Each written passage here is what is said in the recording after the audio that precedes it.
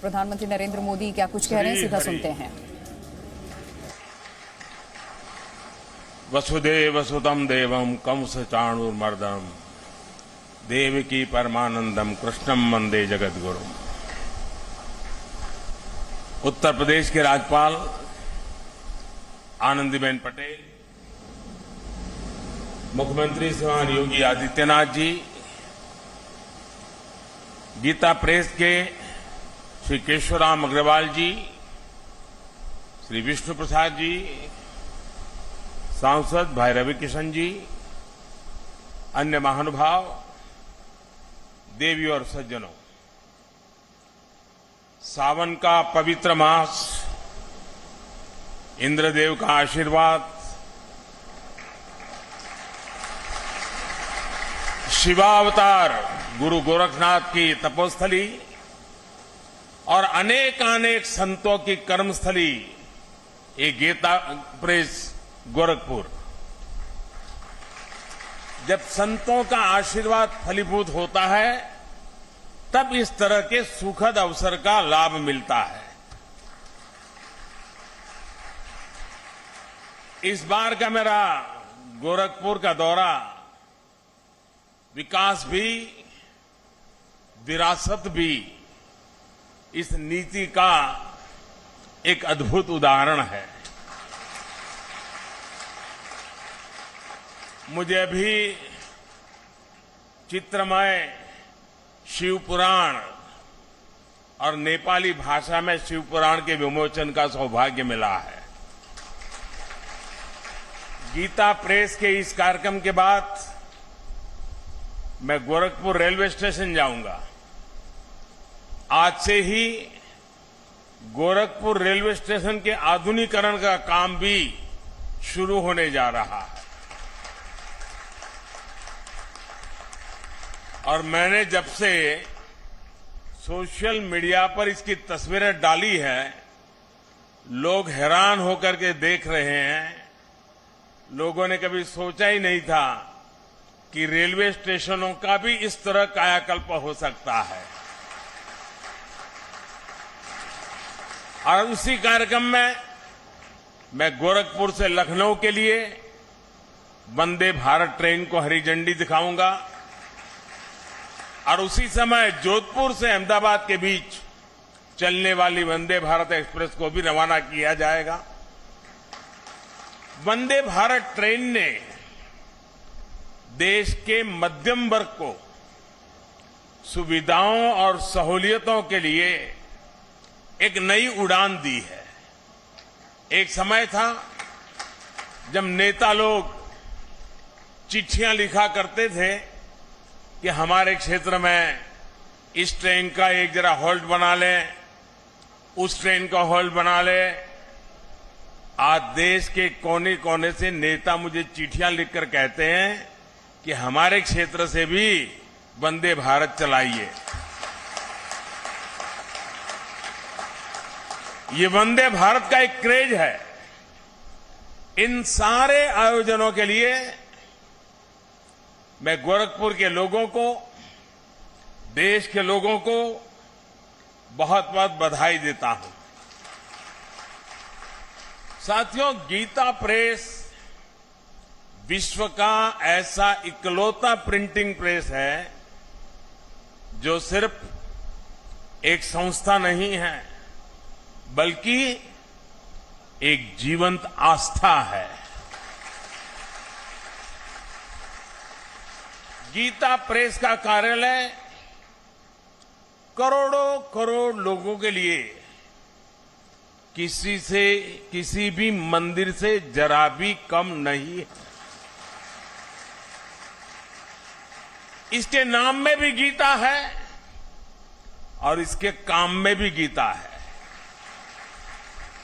और जहां गीता है वहां साक्षात कृष्ण है और जहां कृष्ण है वहां करुणा भी है, कर्म भी है, वहां ज्ञान का बोध भी है और विज्ञान का शोध भी है। क्योंकि गीता का वाक्य है वासुदेवः सर्वम, वासुदेवः सर्वम, सब कुछ वासुदेवमय है, सब कुछ वासुदेव से ही है, सब कुछ वासुदेव में ही है। भाई और बहनों, 1923 में गीता प्रेस के रूप में यहां जो आध्यात्मिक ज्योति प्रज्वलित हुई, आज उसका प्रकाश पूरी मानवता का मार्गदर्शन कर रहा है। हमारा सौभाग्य है कि हम सभी इस मानवीय मिशन की शताब्दी के साक्षी बन रहे हैं। इस ऐतिहासिक अवसर पर ही हमारी सरकार ने गीता प्रेस को गांधी शांति पुरस्कार भी दिया है। गांधी जी का गीता प्रेस से भावनात्मक जुड़ाव था। एक समय में गांधी जी कल्याण पत्रिका के माध्यम से गीता प्रेस के लिए लिखा करते थे और मुझे बताया गया कि गांधी जी ने ही सुझाव दिया था कि कल्याण पत्रिका में विज्ञापन न छापे जाए। कल्याण पत्रिका आज भी गांधी जी के उस सुझाव का 100% अनुसरण कर रही है। मुझे खुशी है कि आज ये पुरस्कार गीता प्रेस को मिला है। ये देश की ओर से गीता प्रेस का सम्मान है, इसके योगदान का सम्मान है और इसकी 100 वर्षों की विरासत का सम्मान है। इन 100 वर्षों में गीता प्रेस द्वारा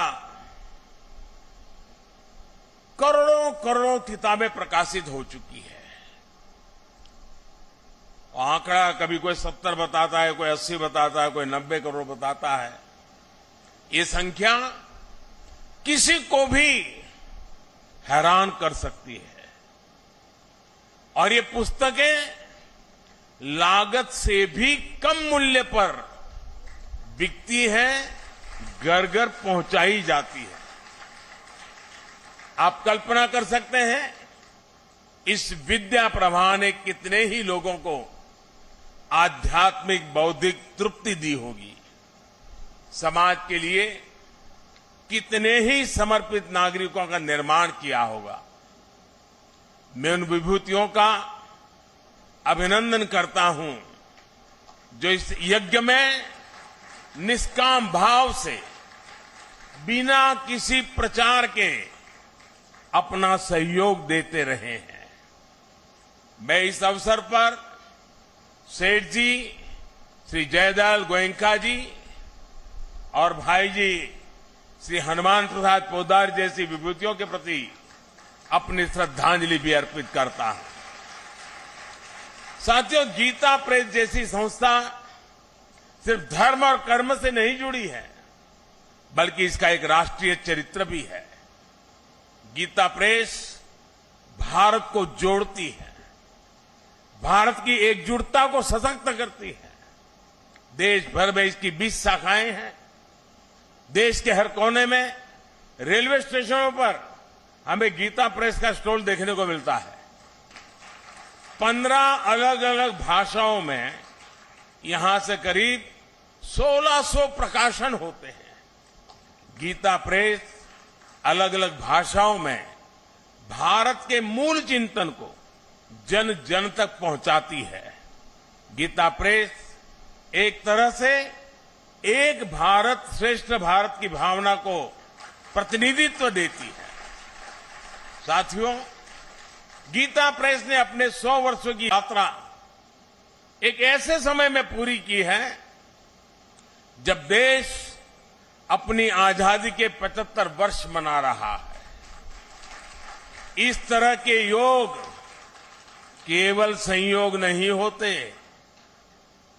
1947 के पहले भारत ने निरंतर अपने पुनर्जागरण के लिए अलग अलग क्षेत्रों में प्रयास किए।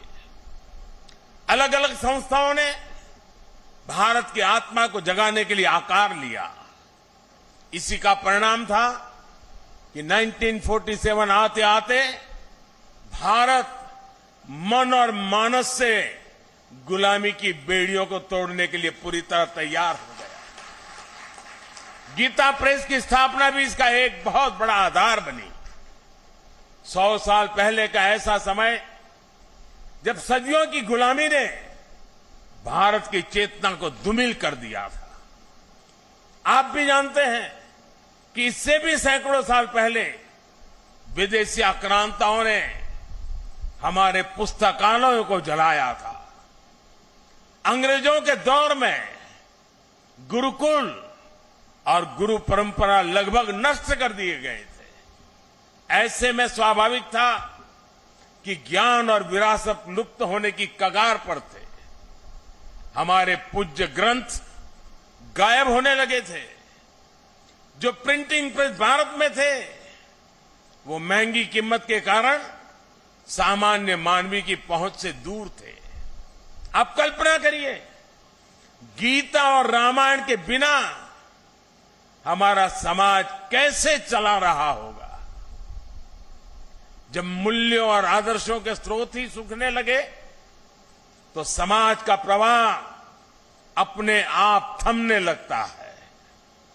लेकिन साथियों, हमें एक बात और याद रखनी है।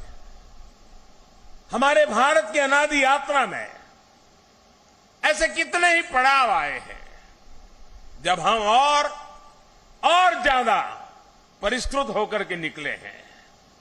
कितनी ही बार अधर्म और आतंक बलवान हुआ है।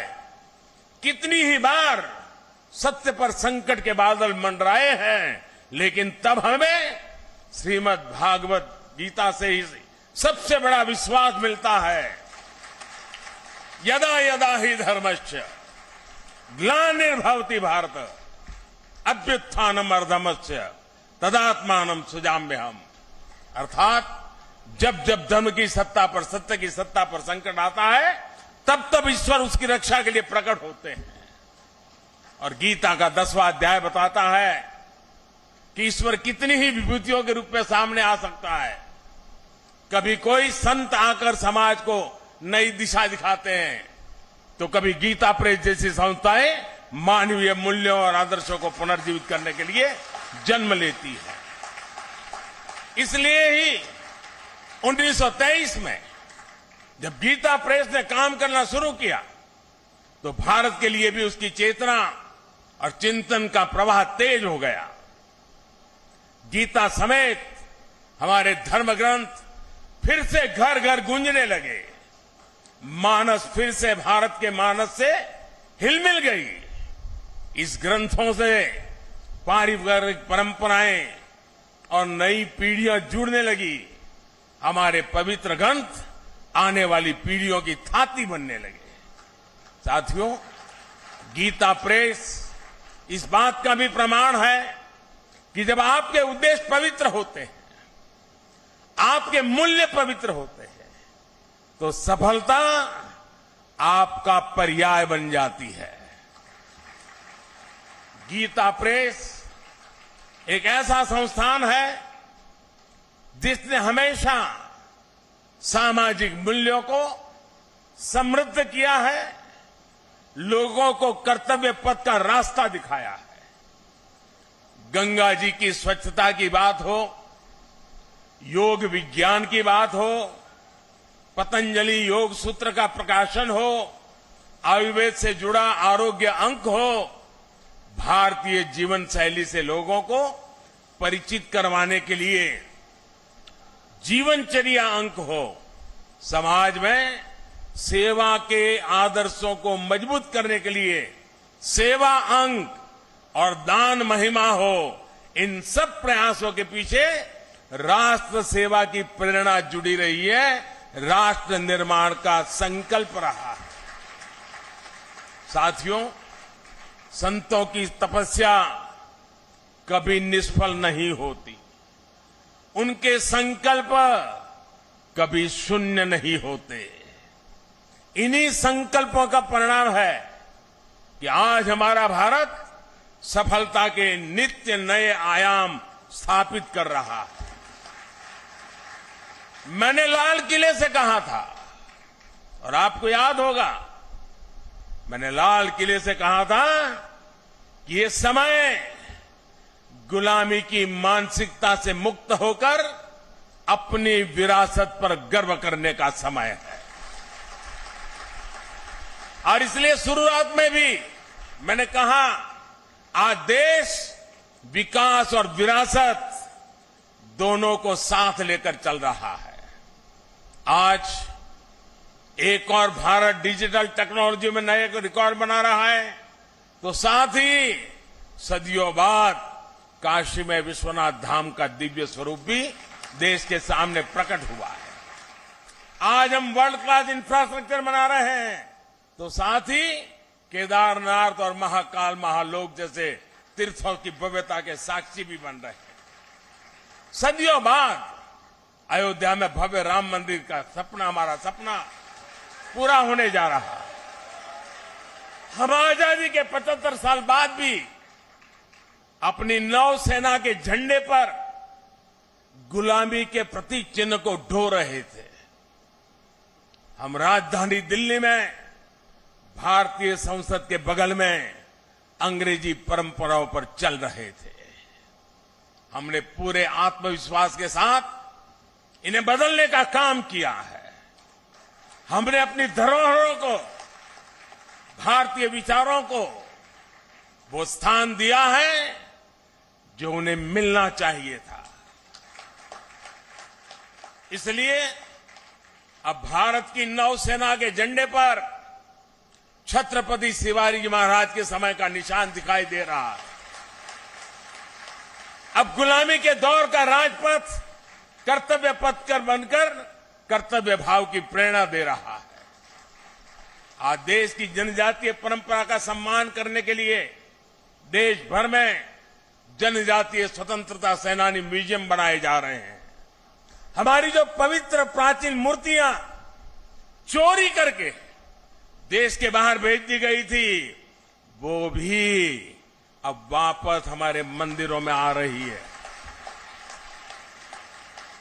जिस विकसित और आध्यात्मिक भारत का विचार हमारे मनीषियों ने हमें दिया है, आज हम उसे सार्थक होता हुआ देख रहे हैं।